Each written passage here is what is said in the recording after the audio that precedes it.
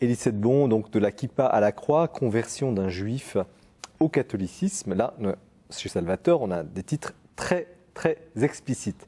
Alors, c'est à la fois rare et époustouflant. Donc, dites-nous en 2 mots, vous étiez donc rabbin, il n'y a pas si longtemps, juif orthodoxe, puis vous êtes devenu catholique.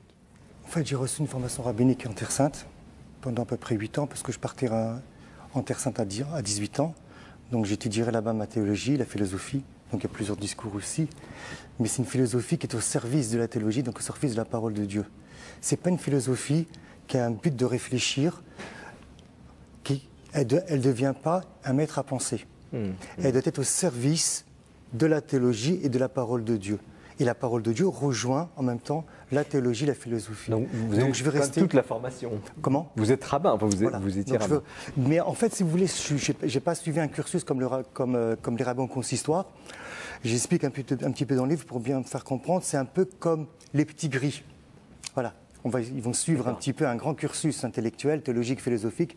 Mais comme ils ne sont pas universitaires encore, donc voilà, ils ne sont pas reconnus au niveau des universités. Bon, en tout cas, vous êtes allé loin. Très bien. Et puis, voilà. Un beau jour. C'est pas qu'un beau jour, ça a commencé depuis tout petit. En fait, parce que depuis tout petit, moi, j'ai toujours été attiré par le crucifix. Et c'est intéressant, encore une fois, voilà la définition que vous avez de la liberté. Moi, j'ai une autre définition de la liberté, parce que vous allez avoir une définition qui va être tout autre que moi, de la croix. Alors, parce que pour les non-juifs, la croix, elle est folie. Ce que dira saint Paul. Ouais. Pour moi, la croix, elle n'est pas folie. Pas du tout. Ben, vous l'avez perçue comme telle. La croix, elle est scandale. Ah oui. C'est autre chose. Pour un non-juif, saint Paul dira la croix est folie, mais elle n'est pas scandale. Pour un juif, la croix est scandale, mais elle n'est pas folie. Et pourquoi elle n'est pas folie? Parce qu'on peut, c'est intéressant, c'est qu'on peut avoir un regard, même exemple sur des thèmes de liberté, où on va trouver même le thème de la liberté, même au niveau de la révélation. Saint Paul dira que la liberté se trouve là où se trouve l'Esprit Saint. C'est Dieu qui me rend libre, réellement, parce que c'est Dieu qui est amour, et c'est l'amour qui me rend libre réellement. Pourquoi elle n'est pas folie? Parce que les Juifs savent très bien que Dieu se comporte un petit peu comme une folie. Ils le savent.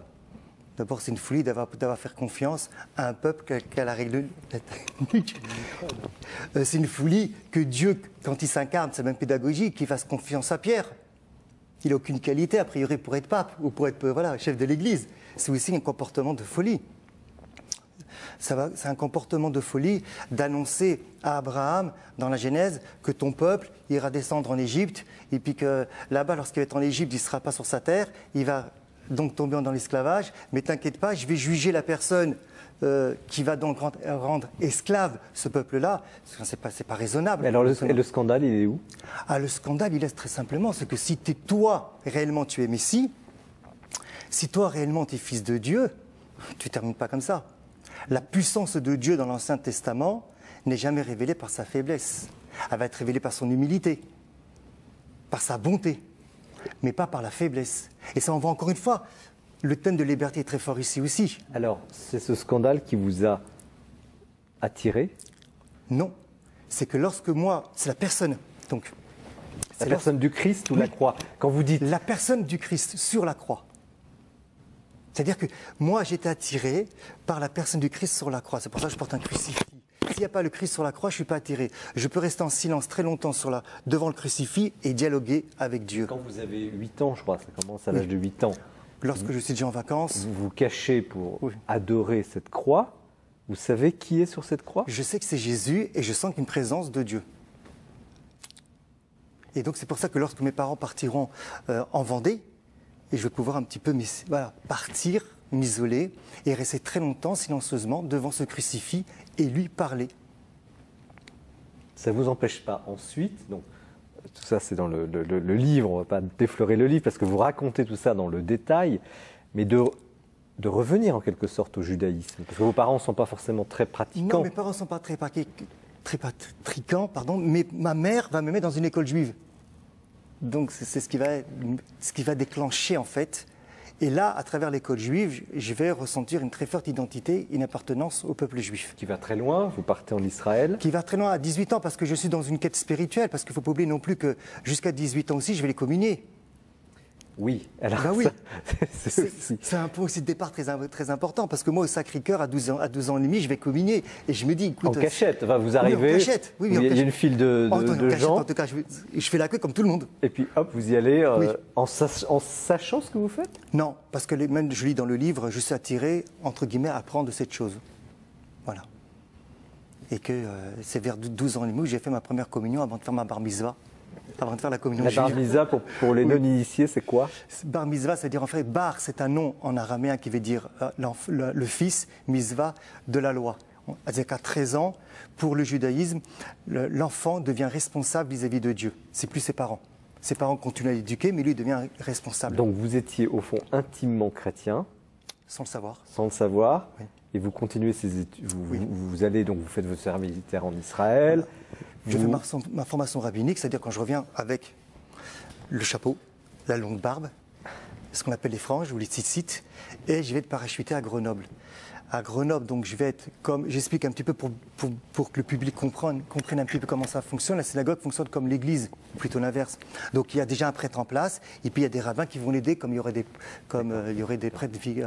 Et vous auriez pu être un juif non orthodoxe ou non loubavitch, ou un juif. Oui, mais à un moment, ce qui va se passer, c'est que, donc, au départ, je vais être attiré par le sionisme. Le sionisme, donc c'est Israël, Voilà, c'est Israël. l'idéal d'Israël. Mais le sionisme religieux. Et puis lorsque je rentre après donc en France, je vais rester un petit peu, je vais rencontrer un ami qui va me faire découvrir donc l'orthodoxie. Et donc pour moi, comme je recherche, j'ai une quête de Dieu, je pense que c'est dans l'ultra-orthodoxie que je vais pouvoir me nourrir. Alors, est-ce que vous pouvez nous dire simplement ce que c'est que l'ultra-orthodoxie juive? Tous les gens ont l'image du rabbin avec la barbe et tout ça, mais qu'est-ce qu'il y a derrière? Derrière, ce qu'il y a, c'est qu'il y a une loi scrupuleuse. Dans la vie au quotidien, il y a Dieu. Et donc on va respecter les lois de façon scrupuleuse, Est-ce que c'est dans un- les moindres détails. Est-ce que c'est un intégrisme? C'est intègre. J'aime pas le mot intégriste. On respecte intégralement la Voilà. loi. La loi, voilà.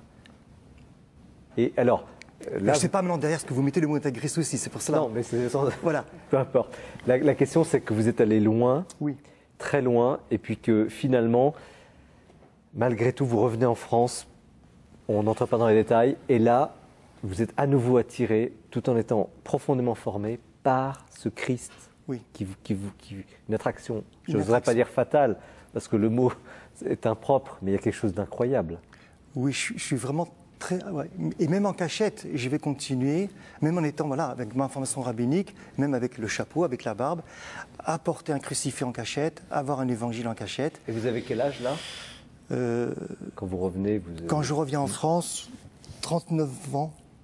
Alors il y a une histoire 37 ans. incroyable, parce que ça se passe ici. Oui. Les lieux sont importants. Vous venez, vous entrez ici à la procure, on ne fait pas de publicité, mais bon, bref, vous entrez à la procure parce que vous avez entendu parler de Saint-Jean-de-la-Croix Oui. et vous demandez à quelqu'un le rayon de Saint-Jean-de-la-Croix. Et alors, Parce qu'est-ce qui se qu'en passe? fait, en 2007, je tombe sur le film de Carole Voltaire avec toute la famille et on regarde le film du pape Jean-Paul II. Et tout d'un coup, j'entends qu'il y a un laïc qui donne donc, au futur Jean-Paul II un livre de Saint-Jean-de-la-Croix, La Monte au Mont-Carmel. Et moi, j'entends le mot croix et je me dis, il me faut absolument ce livre. Et donc, je me dis, bon, au départ, je vais aller à la Fnac de Saint-Lazare. Je pense que, voilà, je vais le trouver là-bas. Et pour me dire que non, il faut mieux venir ici. Eh ben voilà, il vaut mieux venir. Et en fait, c'est ici où, lorsque je rentre, je sens que j'ai déjà mis les pieds, en fait. Et donc, je vais voir une libraire au hasard, que je remercie, qui s'appelle Axel. C'est pas Mathilde Mailleux qu'on a vu tout à l'heure. Non, c'est Axel, qui Axel. se trouvait là, à ce Voilà. bureau-là. Et alors Là. Axel, qu'est-ce qu'elle vous dit? Non, parce que voilà, en fait, je vais la voir et je lui demande est-ce qu'il y a des livres de Saint-Jean-de-la-Croix? Alors elle me dit oui, il y en a beaucoup. Et elle me dit, alors je lui demande où est-ce que ça se trouve? Elle me dit dans le rayon des saints. Mais moi, je ne sais pas ce que c'est les saints. Donc elle m'accompagne au rayon des saints et je tire entre guillemets au hasard La Vive Flamme d'amour De de Saint-Jean-de-la-Croix. Saint-Jean-de-la-Croix. Que vous allez lire, vous vous plongez Que là. je lis et je vais prendre toutes les œuvres de Saint-Jean-de-la-Croix en fait. Et là, le travail intérieur se fait. Et là, en Encore fait, je plus. me dis qu'il ne faut pas que je reste seul. Et c'est comme ça que je me dis qui aller voir, j'en sais rien, je ne veux pas aller voir. Moi, je ne connais personne. Et donc, je veux revoir au hasard donc, Axel et je lui demande à ce moment-là est-ce que vous connaissez des fidèles qui suivent Saint-Jean-de-la-Croix? Et elle me répond vous cherchez des carmes? Je dis oui. et je ne sais pas ce que c'est. Et elle me dit, vous avez de la chance, parce que moi, je suis une oblate de Carme. Ça alors. Alors, je ne sont pas tous oblates de Carme à la procure. Et puis, il fallait la trouver au bon moment. Comment C'était de l'hébreu pour vous. Et c'est à ce moment-là où je vais rentrer en contact avec mon premier frère, ou mon premier père en même temps, un Carme, donc, qui s'appelle Frère Yannick, Et là, il y a qui était prière à avant. un travail assez difficile parce que on vous fait entrer un peu, en quelque sorte, dans une préparation qui n'est pas évidente. Alors au départ, il n'y a pas de travail difficile avec lui, c'est super. C'est super, parce que pour moi, c'est ce que d'abord je décris dans le livre, ce que je pense et je respecte. Pour moi, c'est réellement le vrai dialogue judéo-chrétien. Mais pour moi. Chacun dans son camp, en quelque sorte. C'est-à-dire non. C'est que quelqu'un accueille l'autre avec ce qu'il est, parce que lui m'explique comment il comprend Saint Jean de la Croix à travers sa formation.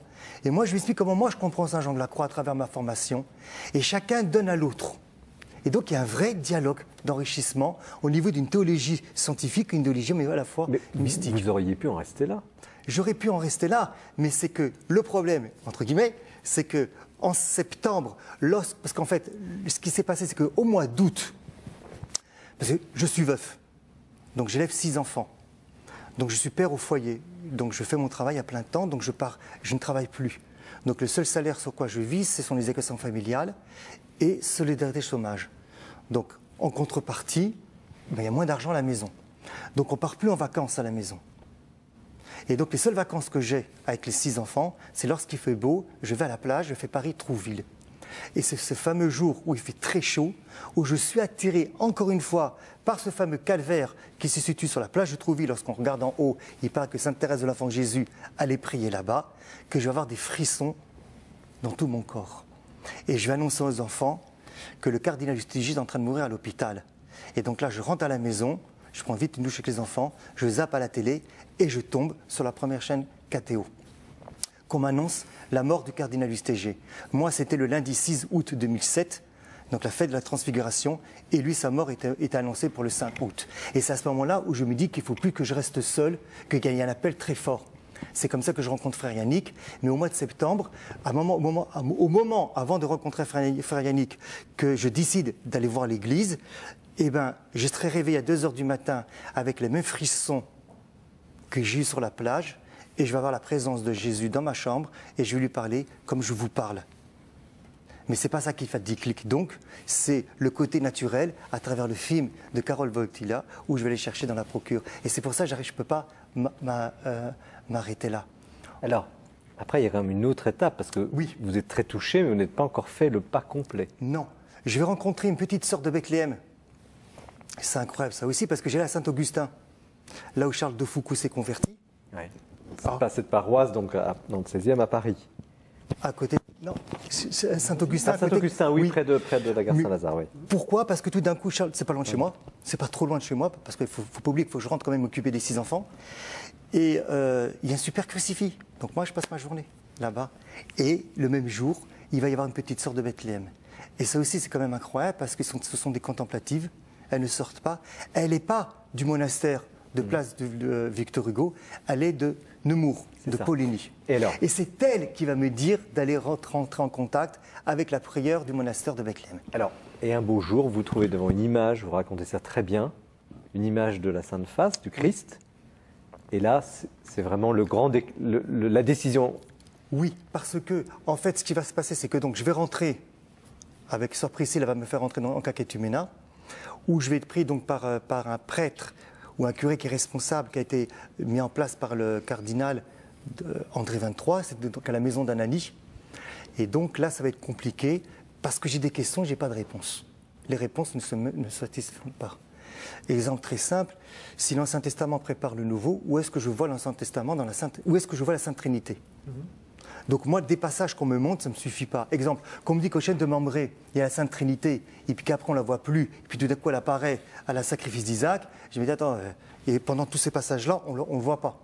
Et surtout que dans la Cité de Dieu, Saint Augustin dit que les chênes de Mambré, il n'y a pas de Sainte Trinité. C'est Saint Ambroise et Saint Hilaire qui le disent. Donc beaucoup de difficultés. Exactement. Et donc vous bloquez. Où est-ce qu'on voit dans l'Ancien Testament, si l'Ancien prépare le Nouveau, où est-ce qu'on voit dans l'Ancien Testament que Dieu prépare le peuple hébreu à un Dieu qui va se faire chair? Eh bien, je lui demande, montrez-moi, puisque l'Ancien prépare le Nouveau. Donc, Et vous n'avez pas de réponse. et ben, j'ai pas de réponse. Alors, quelle est la réponse? Qu'est-ce qu'il vous Et dit? je vais voir Jésus, je vais lui parler directement. Et alors? Et je vais lui dire, voilà, écoute, moi, tu m'as mis le désir dans mon cœur. Moi, je crois rien dans ma tête. Ni à la Sainte Trinité, ni que Dieu s'est fait chair. Ah, rien du tout. Ma tête, elle croit rien en toi. Rien.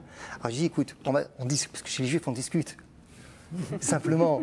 Mais c'est ça le frère aussi. Et qu'est-ce qu'il vous dit? Alors, je lui dis simplement, je lui dis simplement, tu as fait un truc au rabbin de Rome. Le rabbin Zoli. Qui s'est converti En 46. 46, hein. Qu'est-ce qui s'est passé? 1946, Il au ouvre début. l'arche en plein fête de Yom Kippour, le jour du grand pardon. Je te bénis. Le Christ lui dit Il ça. lui dit ça, il lui dit, j'ai plus besoin de toi ici, j'ai besoin de toi ailleurs. Bon. Conversion fulgurante, mais vous? Il a fait quelque chose, la même chose à Saint Paul, je lui dis. Mais vous? Alors j'ai dit la même chose, voilà, donc moi je ne suis pas ni grand rabbin, ni Saint Paul. Je dis, ou tu me fais quelque chose dans ma tête, ou tu me laisses en paix. Parce que j'ai 6 enfants à m'occuper. Il ne faudrait pas non plus que déjà qu'ils ont eu le traumatisme de la mort de la maman. Là, silence radio. Silence radio, pas de réponse de la part de Jésus. Alors je vais t'inviter à passer toute la Pentecôte au monastère de Bethléem à Nemours. Et c'est là-bas où je vais avoir donc mon illumination. Où je rentre dans un oratoire vendredi matin, donc avant la Pentecôte. Les enfants ne sont pas réveillés. Il y a une très grande icône de Marie à droite. Il y a un crucifix au milieu en forme d'icône. Et moi, je ne suis pas attiré par les crucifix en forme d'icône. Et par contre, sur la gauche, il y a un très grand tableau de la Sainte Face qui se trouve maintenant chez moi à la maison. Parce que j'ai demandé aux sœurs de le prendre. Pourquoi? Parce que tout d'un coup, le matin, je me lève tôt, avant que les enfants se réveillent. Je m'assieds. Je ne sais pas pourquoi mes yeux tombent sur la Sainte Face. Et là, je ressens encore une fois des frissons dans tout mon corps. Et donc, je sais qu'il va se passer quelque chose. Parce que c'est les mêmes que j'ai ressentis. Et là, tout d'un coup, les yeux du Saint-Suaire vont s'ouvrir. 2 fois. Une fois, ils vont s'ouvrir, et donc je vais rester dans une relation avec lui. Il va me permettre de pouvoir me déconnecter de cette relation. Je vais reprendre mes esprits, et là, je vais avoir très peur. Et vous dites, je me demande si je ne suis pas devenu fou. Si Ben on va oui, pas parce mettre- que la maman est morte. Il ne faut pas envoyer le papa dans les hôpitaux psychiatriques. Qui va s'occuper des 6 enfants? Donc vous êtes très conscient de votre état. Oui, et je me dis, subjectif. attends, moi je suis des yeux qui s'ouvrent sur une photo, excusez-moi, je suis devenu dingue. Il y a quelque chose que... Et ça se reproduit. Oui, parce qu'à un moment donné, je fais un acte de volonté et je parle. Je parle à Dieu. Je lui dis, je ne joue plus à cache-cache. Vous connaissez le cantique des cantiques. Dieu il tape à la porte, madame ne veut pas se lever parce qu'elle a les pieds sales, après elle décide d'ouvrir la porte, il n'est plus là. J'ai dit dans mon cœur, les enfants peuvent se réveiller, excusez-moi l'expression, foutre la pagaille. Et je lui dis comme ça, hein, dans le monastère, je ne bouge plus. Je lui dis voilà, je ne bouge plus, on va pas, Et alors? Et là, les yeux se rouvrent une deuxième fois. Je ne peux pas tout dire. Je peux dire simplement certaines choses. Et c'est que d'abord, je suis là. Mais C'est que tout d'un coup, je pouvais avoir un désir de Christ, mais je n'avais pas une foi aimante en la personne du Christ. Il va m'ouvrir donc l'intelligence aux Écritures, et moi j'arrive à voir la Trinité partout.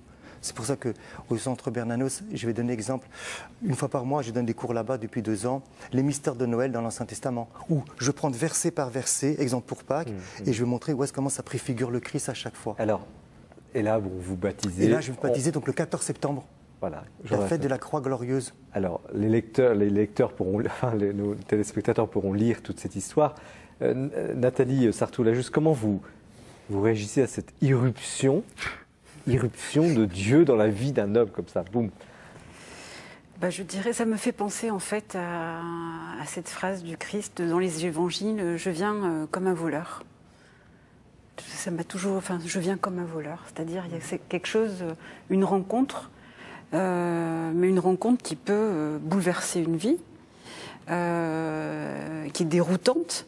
Et on voit bien que c'est un mouvement ininterrompu depuis l'enfance, et dont vous montrez très bien les différentes étapes, c'est-à-dire ce qui est au départ une attirance pour le Christ en croix, et puis qui devient un mouvement vers la foi. Et puis quand vous dites j'avais foi au Christ, mais c'était pas encore la foi aimante. Donc il y a toutes ces étapes après progressives. Ça vous dérange pas? Je pense qu'il y a une dimension dans toute rencontre. Il en parle, je trouve, avec il en parle comme on parle d'une rencontre, hein, et d'une rencontre qui change le cours d'une vie. Et je crois qu'il y a de cela aussi dans la foi. Voilà. Rémi Brague, en tant que philosophe et en tant que chrétien. Je voudrais quitter mon tank, justement, donc en fantassin. Le tank, c'est quoi? C'est le vous tank dites du philosophe? En tant que philosophe, je ne suis pas dans un tank, je sors de mon tank, donc je me suis à pied. Deux remarques. Alors, ce qu'il y a de marrant avec les juifs, c'est que quand ils deviennent chrétiens, ils savent déjà tout. On n'a pas besoin de leur faire le catéchisme, ils savent. Parce que vous avez, en plus, vous avez bien connu le carnet de Lustiger. Non, je l'ai un peu connu. Oui, un peu connu bien quand même. connu, c'est exagéré. Et puis la deuxième remarque, c'est sur la nature de l'Église. L'Église, c'est un truc qui sert à accueillir les Juifs. C'est loin ce que vous dites. C'est peut-être le but que ça a. Il y a déjà des gens dans le hangar, mais enfin bon, c'est fait pour que les Juifs puissent y entrer. Qu'est-ce que là vous avez quelque chose là-dessus dans le livre sur cette réalisation? Est-ce que vous récusez justement cette idée que peut-être l'Église soit le lieu, ce que vient de dire Rémi Brague, un lieu possible pour les Juifs? Ah non, je ne récuse pas. Non, je pense que l'Église... C'est pas un accomplissement, vous dites c'est... Non, moi je dis, voilà, je ne me définis pas comme un juif accompli. Voilà. Alors précisez. Pourquoi je me définis pas? Qu'est-ce que ça veut dire? Pourquoi je ne me définis pas comme un juif accompli? Parce qu'encore une fois, depuis le début d'ailleurs de la discussion que l'on a, vous êtes aperçu que toute ma réflexion part de Dieu. C'est Dieu qui détermine les choses. Oui. Moi, je n'ai jamais vu le mot accompli dans la théologie ou dans la parole de Dieu. Quand Saint Pierre parlera aux Juifs en leur disant « Regardez ce que vous avez fait », il ne leur dira pas « Devenez des Juifs accomplis ». Il leur dira « Convertissez-vous ». C'est une conversion. Donc, je respecte encore une fois la pensée du cardinal Lustiger quand il parle de Juifs accomplis. Oui, c'est lui qui parle de ce concept. Mais je dis que ça n'a pas un fondement théologiquement biblique. Et donc pour moi, ce n'est pas bon. Et deuxièmement, pourquoi en plus pour moi même c'est grave et je combats cette idée, même si je la respecte, mais je la combats à un niveau intellectuel, ça voudrait dire que moi je suis accompli. Mais ça voudrait dire que vous n'êtes pas accompli. Et donc ça voudrait dire que tout ce que Jésus vient faire, la paix entre les Juifs et les non-Juifs, on va recommencer à se disputer. Donc c'est-à-dire que je suis meilleur que toi. Je suis meilleur que toi. Puisque moi je suis accompli, toi tu l'es pas. Alors vous êtes quoi? Je suis un juif converti au Christ. Comme demain il pourrait exister un non-juif qui va se convertir au Christ et je suis devenu enfant de Dieu. C'est ce que dira Saint Jean dans son prologue. La première chose que Saint Jean dit dans son prologue, pourquoi il y a l'incarnation, il a donné le pouvoir à tout celui qui l'accueille de devenir enfant de Dieu. Donc une relation filiale. Alors, tout cela est très beau et merci de la qualité de votre témoignage, mais c'est très dur. Parce que ce faisant, vous êtes coupé, vous avez été rejeté par la communauté juive. Oui, par une partie en tout cas, mais oui, oui. Oui, mais ça c'est... Comment vous le vivez ça? Il y a une différence entre le fait de le savoir et de le vivre. Parce que ça fait partie du peuple, ça fait partie, j'allais dire, j'aime pas ce mot-là, mais peut-être de la prédestinée d'un converti juif, voilà. Parce que Saint Paul a vécu la même chose, parce que le rabbin Drach a vécu la même chose, qui est un ancien rabbin de Strasbourg, parce que le grand rabbin de Rome a vécu la même chose, et que, c'est pas, je le vis.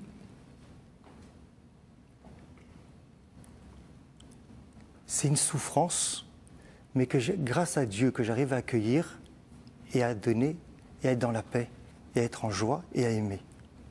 Et ça, je sais que ça ne vient pas de ma culture juive, ça peut venir que du Christ. Et si vous aviez un message à adresser à vos frères juifs qui ne comprennent pas, qui n'admettent pas, qui vous rejettent, oui. Vous leur dites quoi? De lire le livre. De lire le livre. D'ailleurs, je l'écris le livre au départ, parce que quand on voit la première page, on me demande pourquoi j'écris ce livre. Et je l'ai écrit, à la fois pour les non-juifs, pour montrer que c'est un Dieu qui est amour, qui est relationnel, c'est une rencontre. Je l'ai écrit aussi donc pour mes frères chrétiens, qui ont pu être peut-être pour X raisons dégoûtés de Dieu ou de l'Église. Et je l'ai écrit aussi pour mes frères de chair juifs, pour qu'ils puissent simplement au moins respecter le cheminement, même s'ils ne veulent pas être en accord avec moi. Nathalie Sartoulajus, c'est une bonne nouvelle, cette histoire? Oui, je trouve que c'est une bonne nouvelle. En tout cas, il en parle d'une manière heureuse. Donc c'est un beau cheminement.